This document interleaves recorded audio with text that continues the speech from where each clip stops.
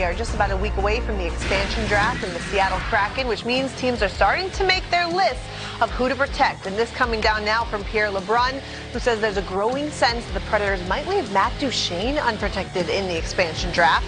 He has 5 more years on his deal at an $8 million AAV. Interesting. And then this out of Colorado.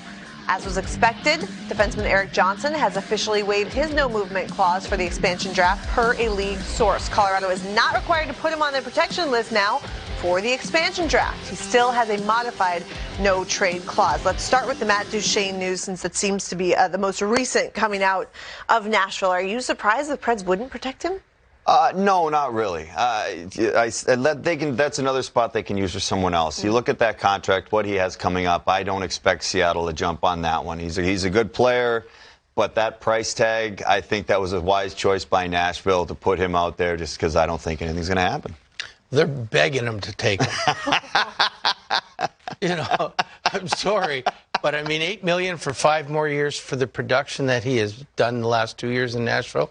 I mean, I like watching him play because I think he scoots around pretty nice in that. But I don't think he'll be picked up. But the only question is now that what I think about it is, if he doesn't get picked up, and what is he going to think that Nashville thinks of him? Like, I mean, how is that relationship stay strong? So I don't know. It's an interesting question, but I think a lot of players or a lot of teams, when they've got really expensive players in this cap era that is staying flat for a couple of years, would love to get rid of their $8 million players. Nashville has 2, Ryan Johansson and him at center, that haven't produced what they thought they would produce. So I think they would love to be able to save that money and go after somebody else. How about Erik Johnson? Do you think Seattle would pluck him out of Colorado, or is that just more of an Erik Johnson move, thinking I'll probably slide through, be able to stay with Colorado, and we'll be able to protect some other really good players? Yeah,